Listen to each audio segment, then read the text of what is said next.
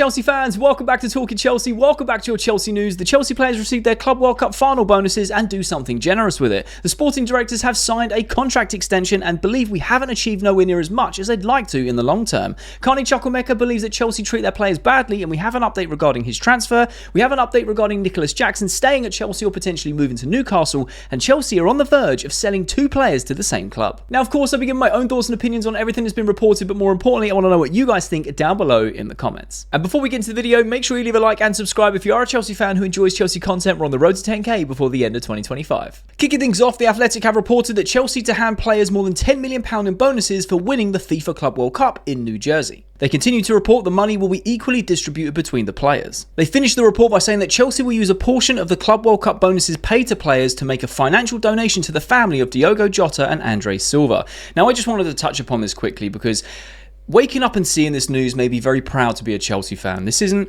a rival thing. This is one of those things that's above football.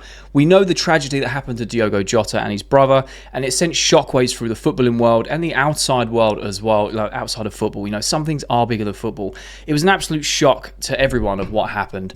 And I really like what Chelsea have done here. It's a touch of class and a very nice gesture from the club and the players to, take this bonus that they've got from winning the Club World Cup and donate a portion of that to this foundation and, the foundation to the family. I think this is just a very nice gesture, a wholesome thing, and it's just really nice to see. It was very unexpected. It's not something that's done because they feel like they have to. It's clearly because they want to. We know that Pedro Neto was close to Diogo Jota, playing in that national side of Portugal alongside him. We don't know what their relationship was like off the pitch. We can only assume that they were friends, right? But it's a very touching thing that I just wanted to kind of briefly mention and just say that I'm so proud of our club and the players for wanting to do this. I think this is a very, very nice thing that they can do. And I just want to say, obviously, rest in peace to these two guys, Andre Silva and Diogo Jota. It was an absolute shock. Condolences to their family, and I really hope that this foundation goes on and thrives and does everything that it wants to achieve. But I just wanted to touch upon this because the players and the club didn't have to do this with their bonus, and I think it's genuinely just a nice thing to do. Matt Law has reported some breaking news. Chelsea sporting directors Paul Winstanley and Lawrence Stewart, together with recruitment chiefs Joe Shields and Sam Jewell, have signed contract extensions that commit them to the club for the next 6 years. The report continues to say that contracts for Winstanley, Stewart, Shields and Jewell are heavily incentivised based on success. The contract extensions are not a reward for last season and are instead a recognition for all the work done since the start of 2023. Matt Law goes on to say that Chelsea's strategy of signing elite young players on long-term contract is built on what club insiders describe as the 3 pillars. These are quality, mentality and playing experience. They face criticism for not adding older players to their young squad, but they believe playing in experience is more important than age. Chelsea believe they have implemented the foundations of a sustainable model, and while more improvements are planned, the club are optimistic they are on track to compete for the biggest honours over the course of the next decade. Winstanley and Stewart have faced some criticism since joining Chelsea, and the club have been impressed with the way they have not wavered from the strategy and remained focused on their work. And the report finishes by saying there is a belief inside the club that Chelsea have achieved relatively little in comparison to their long-term targets. This is very interesting. When I first saw this, that they had these extensions, the sporting directors have been under the cosh for years, and rightly so from the fans, right? Some of it's a bit too extreme, some of it is more justified, and some of the fans have been like, look, just let them do their jobs. But wherever you sit on this, I think as of right now, we can see the vision. It's starting to pay off. Maresca was the right guy for the job to settle the ship, get the foundations, kick on for next season. The players are developing at a very, very good rate. The recruitment has been revolving door. I think that's one common sort of criticism from all fans across all sides of wherever you sit, of what is going on with the revolving door recruitment. Buying 15 players, selling 15 players, doing this, doing that. And it has slowed down relatively this window, just getting key players in key areas and removing a lot of the players that are no longer needed or part of the plans for the future. And I feel like they have been under the cosh in terms of criticism, rightly so. And I also feel like now they are the ones that can have that laugh. They're not coming out and saying that, but they can, because they looked crazy when they first said this. The owners, the sporting directors and everything. Name a club that's got a multitude of sporting directors. Joe Shields was a good hire, clearly, because he brought in the likes of Lavia and Cole Palmer and other players. through that Man City Academy link, and they've been very, very good players for us. I mean, Lavia obviously has reoccurring injuries, but when he does play, we can see how good he is as a player, right? We've also got the likes of Jamie Gittins, who has them links, who already looks promising in the first 2 preseason games. Obviously, we were expecting a lot more, but he is very young. And that's just a prime example of a couple of players throughout. Is there more hits than misses? I don't know. That's up for debate. Let me know in the comments what you think. Is there more hits than misses in the transfer market? And yes, there have been a lot of signings that don't make sense. The João Felix one, we're obviously selling Conor Gallagher. It was definitely like a PSR thing or whatnot. And yeah, there have been question marks. Badiashile, for Fofana, for big money. I can't remember if they bought them or if it was just before. Either way, he's been on the books. He was big money. Question marks are, within the fans of what we should do with him. I personally feel like this is the season where if he can prove to stay his fitness, we're going to see the best of him. But there's loads of players throughout. Disasi, loads of players throughout that we've kind of bought and sold. And I feel like right now they can sort of sit back and say, we told you so. Because we're starting to see that vision come into place. The players that we bought, like Enzo Fernandez, Caicedo, the players that we bought for massive money, that we were like, well, we need experience. I still personally feel that we do need an injection of experience here and there, because I feel like it's always valuable in a football team to have balance. But the problem, the sort of problem that solved itself now is going into this season, the young players we bought when they first when they first came in, now have the experience. They are the experienced players. Reece James is obviously an experienced player. Trevor Chalobah is an experienced player. Tosin is an experienced player within the Premier League. But then you look at the likes of Enzo Fernandez, a World Cup winner. He's got the experience on the international level. He's also got the Premier League experience and Chelsea experience. Caicedo's getting onto the same. A lot of these players are still sort of developing their experience on the job. But now when we're bringing players in, there is a solid foundation of mindset, culture, what we're looking to achieve based on what Maresca has done with his squad last season. So, like I said at the start, and I'll hold my hands up, I criticise the directors a lot because it just didn't make sense at the time, right? Signing Sterlings and Koulibalys and then getting rid of them. Like, there's just so many. Aubameyangs. Like, we were throwing so much money at it and it just wasn't working. And I know that Todd Bowley was in charge for a certain period, then it was the sporting directors, and I know that, it's just been a roller coaster, right? I think we can all admit that. But I'm quite happy with the mindset they've got, that they've been strong enough to go, no, we're not listening to the outside noise. Trust the process, which is a phrase I absolutely hate. But because we can start to see what they're actually, the vision, a little bit more clearer now, a lot more people are on board because they're like, okay, cool, it's starting to make sense. We're winning trophies. The team has developed this elite mindset. I remember when we brought Willie Issa in and everyone was like, what is this all about? And again, at the time, it looked delusional. Now we look back and go, that was actually a really good decision. Now, I'm not saying I'm pro-directors, right? There's still a few things that me personally, I'm not a fan of, and that's going to happen, and I'm sure you guys have varying views on them as well. I'm not just sitting there saying that they're absolutely amazing. They're not perfect, right? We can see that, and like I said, with the hit and misses of the transfer market over their tenure, right? But the club obviously back what they're doing because we're getting results on the pitch, and this is the season where we do kick on. They have said from the start, and Maresca has said from the start, they want to dominate English football within the next 4 to 5 years, and now we can see that this squad is becoming serious.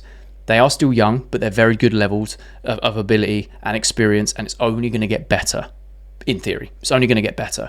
And I like the fact that they believe right now is they've achieved nothing. What a season last season was when it's relative to its own season, right? New manager that's inexperienced in the Premier League, an unsettled squad-ish because they're flipping between managers. We settle that, we secure Champions League football, get the Conference League, go get the Club World Cup. It's a really good season. And they're still thinking we've not really achieved anything really in comparison to what we want to achieve in the next 10 years. And I do really like that mindset because one thing I think was unanimous with Chelsea fans when these directors came in, when the ownership was swapped over, was we still want to be competing. We still want to be winning things. And if you go back 6 months, maybe a little bit longer now, around December, January time, there were protests because a pocket of fans were not happy with the results. A lot of fans weren't happy with the results that didn't go to the protests. And whether you did or not, this isn't like a pick on you or pick on you sort of thing. But there was just a split within the fan base. And I feel like now there is very much a togetherness because we can all actually see what's trying to be done. So look, credit where it's due. I'm always very fair. I criticise where I feel like it needs to be. I give credit where it's due. Same with the likes of Badiashile, Sanchez, other players, right? And look, credit where it's due. I feel like they do deserve some sort of extension. I didn't know what their contracts were, but 6 years seems a long time. But it also gives me a bit more confidence that they are backing them even more. Like I said, they're not perfect.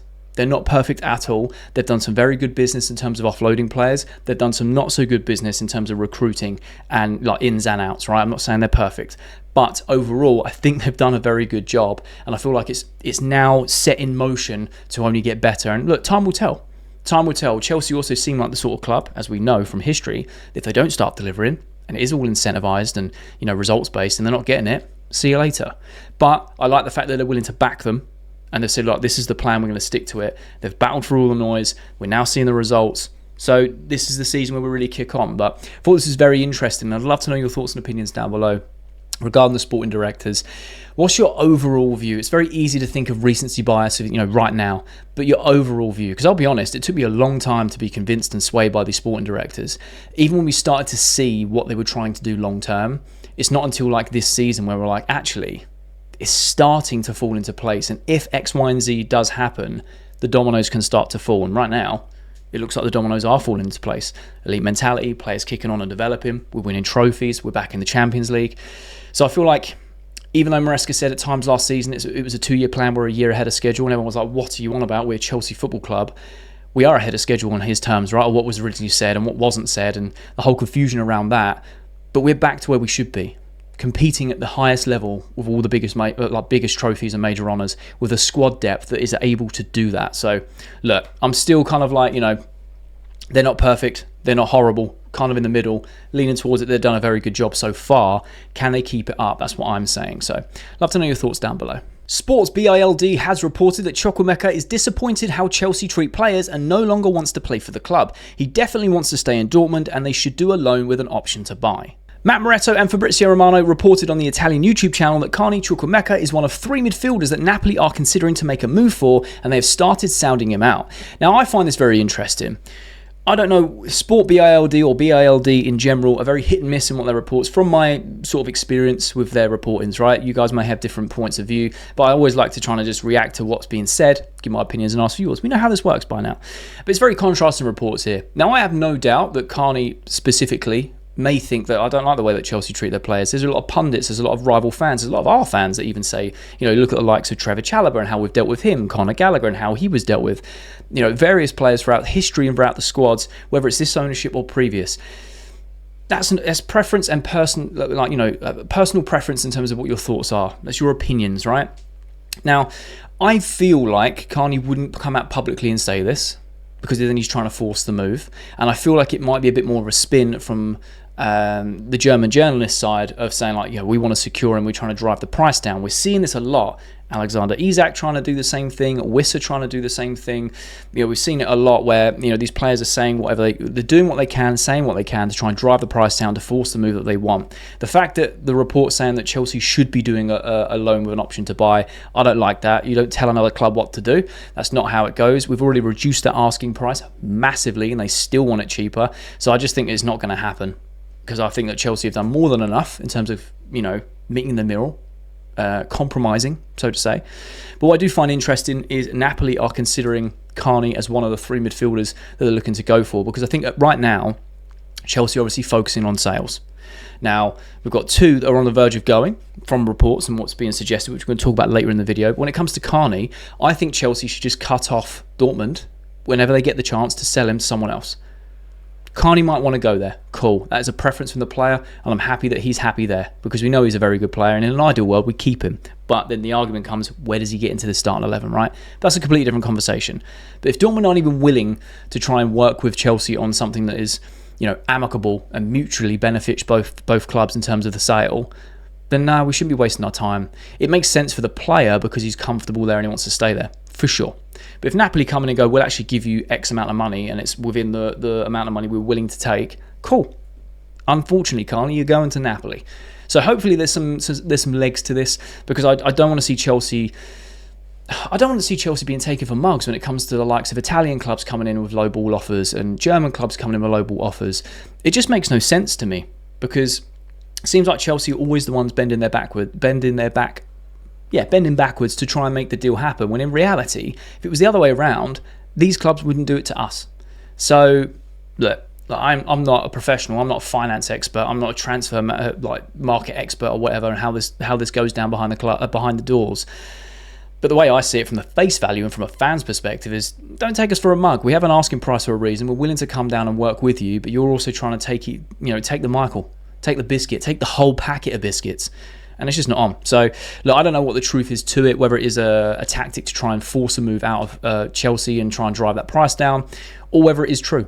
I would like to believe that as professionals that obviously they have conversations behind closed doors with friends and family and agents, but I'd like to think that they wouldn't make it public because it just doesn't look good. Look what Alexander Isak is doing and how it's ruffling the Newcastle fans. And I'm not saying he's the only player. There's been many players over time that have done this, but it's just not a good look, and it muddies the water.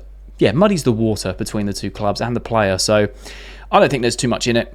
Love to know your thoughts and opinions down below, but if Napoli are coming in and any other club that's coming in that's willing to pay the money, I would personally go, right, we'll just go with these guys because they're actually going to work with us and get this deal done rather than just try and get our player for little to nothing, because it just doesn't make sense. Kieran Gill has reported some updates regarding Nicolas Jackson, and he starts by saying Chelsea insiders have insisted that if Nicolas Jackson tells them he wants to stay, they would be happy to have him for the upcoming campaign, competing for a place up front with Liam Delap and João Pedro. He goes on to say that Chelsea are unlikely to replace Nicolas Jackson if he is moved on this month as expected, as they think they already have ample in-house cover. Jackson's exit is being worked on. He also extends on this by saying they're not currently working on replacing him and who is likely to leave, with Maresca believing that Palmer, Neto and Esteval can play as a false nine if necessary. He continues to report that sources in Nicolas Jackson's camp have told us there is no concrete update as they are still considering their options, one of which includes Newcastle. Now I find this very interesting, this whole saga of Nicolas Jackson. Is he going to stay? Is he going to go? Newcastle are kind of looking at things. Is Isak going to be kept? Is he going to be sold to Liverpool? Because that is obviously the big domino that needs to fall for Jackson to leave Chelsea. I've said in previous videos, I feel like he's not personally trying to do this, but it looks like the bridges are being burnt very slowly because he's being isolated from the first team in terms of training. He's basically not being included in next season's plans, and Chelsea are like, cool, if he wants to leave and explore options, that's fine. We'll help you find a suitor. We'll help you do that. And Chelsea even come out and said, look, if he turns around and says he wants to stay, happy to keep him. And I've said this many a times throughout this whole saga. I'd be happy if Chelsea keep him. I'll be happy if Chelsea sell him, because if we sell him, it'd be for big profit, which is great. But if we keep him, he's going to go on and develop as a better player. And we know what qualities he brings to the squad, right? We've gone over this many times. However, this has also been reported. Jordan Cronin has reported the prospect of signing Nicolas Jackson divided the Newcastle recruitment team just a few weeks ago. But that stance appears to have softened. Jackson is emerging as one of the leading candidates to replace Isak if he's sold. So I know that there's been a lot of talk about it, that Newcastle were well up for it, inquiring about it, seeing how much money he's going to be, and they might well have done that. It was reported around £60 million. Chelsea originally wanted £80 million. And like I said, the big domino that affects all of this is what they do with Alexander Isak. My personal opinion, Isak has muddied the waters a lot. He's refusing to train, hasn't gone on the pre-season tour. He's been training with his previous club at Sociedad. He wants to go to Liverpool. He wants that move. He's saying he's not going to kick a ball again for Newcastle. And in my opinion, that's just wild. You're a professional that's under contract. You have to come to an agreement with your employer. That's how those things work. If I don't like a job and I want to leave, I give a notice at a certain period, I leave. Only if they accept the resignation. There are so many little variables. Yes, you could just walk out and quit, but then you don't get the money that you're owed. He's still got 3 years on his contract. So regardless, I just think Isak's putting himself into a corner. And if Liverpool don't bid, it's a sticky situation. It's a long day at the office for him, having to go back to St James's Park, because these Newcastle fans are very angry with him. And I can't imagine them accepting him with wide arms, accepting him back, right, because of what he's been saying and doing. However, what this does mean is Newcastle are really looking at these alternatives. They lost out on Sesko, they lost out on Ekitike, sorry. Jackson's the only person left. So originally they're probably like, nah, we don't want to be spending silly money on Nicolas Jackson, because you look at the quality of Isak, how much money we're getting in, we'll be spending like half of that on someone who's, if you look at statistically, half the player of Isak, right? I think that's fair to say. But now they're like, actually, it does make a lot of sense, because he can play a lot of different parts and roles within the squad in terms of the link-up and things like that. Yes, he needs to improve his discipline, and his finishing is the main thing, which I feel like he will do. He wants to go to a club where he's loved and he's the main man. I feel like Newcastle is the type of club that will welcome you with open arms and back you to the high heavens until you give them a reason not to. I think it's a very loved club by the fans, by the players. It's a very community-driven club. We know that historically. I quite like Newcastle, if I'm being honest. And it's a shame that they're having all the sort of behind the scenes issues with PSR and things like that, but that's a whole other conversation. What I find interesting is it's getting down to boiling point. The window is slowly coming to a close, faster than what people are, thinking, because the days are counting by quicker and quicker. The Premier League season starts in a number of days. So, look, these clubs are going to want to wrap up the deals if they're going to get any players in. Yes, they still have a little bit of time. So it does depend on what Newcastle decide to do with Isak. Are they going to stand their ground and say, right, you're under contract, whether you rot in the reserves for a season, you're under contract, so you are staying with us? Or they are waiting for that second bid from Liverpool to then accept it, to offload him, to get the money to then go replace him with Jackson, a player who wants to go there now, who's actively said that he's keen on the move, wants to go somewhere where he is feeling important. And I feel like, obviously, Chelsea will be laughing because they get a lot of money for it. So it's very curious, very interesting to me to kind of talk about this. I'd love to know your thoughts down below. What do you think is going to happen with Isak? Does he stay at Newcastle? Does he go to Liverpool by the end of the window? And the thing that I've also got in the back of my mind is if it's a deadline day deal for Isak, that means it's going to be a deadline day deal for them to sign a replacement. So I feel like it's going to get to a certain point where Newcastle go, absolutely not, because we haven't got time to get that replacement, unless Jackson is literally bags packed, waiting to go, and just waiting for the phone call. Then potentially. But that's just my thoughts, and I'd love to know yours down below. Seb Ekreven, I hope I pronounced that right, apologise if I haven't, has reported breaking news that Wolves have made a formal approach to sign Chelsea duo Axel Disasi and David Datro Fofana. Combined deal could reach £45 million, £25 to £30 million for Disasi and £15 million for Fofana. This would be unbelievable business if this comes in. We've recently seen something with Burnley, with Chukwu and Broja. I think this is an amazing deal. I honestly think this could potentially have legs as well. Disasi's been one of these players that have a lot of interest, but no one's really come in. Aston Villa wanted him, really liked him, had him on loan. They're having PSR issues, so maybe not. They need to offload before they can then spend the money.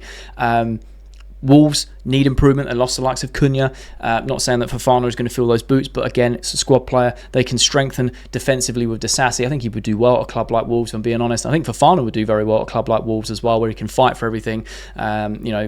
We know what he's like as a player. The limited minutes we've seen him is he's just hungry. He wants to develop. I think Premier League minutes would really help him kick on. It's a shame that he's not going to be staying at Chelsea and getting given that chance. There must be something that we've not been told or we've not seen behind the scenes to make him not fit for the project going forward. But I think if we can get £45 million for Fofana and Disasi combined, I'd snap their hand off. I think that's incredible business personally, to get around 25-30 million in today's market for Disasi, a player who's not been part of Chelsea's plan, who didn't particularly have a good season in his last season for us before going on loan. I think he had a relatively decent season at Aston Villa. I'm not a Villa fan. You'd have to ask them for a more accurate sort of reading of Disasi's time there. But they seem, the club seemed to enjoy having him there.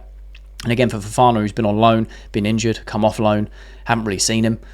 Get 15 million or around about that price to whatever bumps it up to the 45, I think would be incredible news. So I'm going to keep an eye on this and see if there's any more reports about it. But we also had the reports that Wolves were monitoring Disasi anyway a few days ago, maybe last week, and a few Chelsea players as well. But I think this could be a very, very good deal for all parties. Chelsea can secure £45 million for these two players. That just goes into the big pot of money that we're making this season. That's without the likes of potentially selling Jackson, which looks likely but also looks not likely.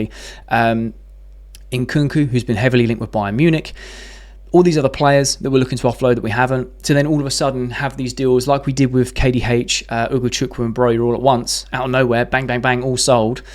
This could be one of those where it's like out of nowhere, boom, Wolves have come in, they want these two players, signed, sealed and delivered, see you later, another £45 million into the pot of player sales, because Chelsea believe that they can finish this summer window at net zero in terms of spent and earned from player sales. And I think we are in a position, if things do go our way, that we can actually end in a net positive because of the amount of player sales we could get over the line, right?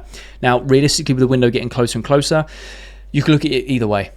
Either we lower our asking prices for a few players to get them off the books, and then the other side of it is we end up keeping the players and then sell them a little bit later, whether it's in January or next summer, and we loan them out closer to when the transfer window ends. I can see it going either way. But I would like to know your thoughts and opinions down below regarding Disasi and Fofana for £45 million. Do you feel like this has legs? Do you feel like this could happen because of what we've seen with the likes of Burnley?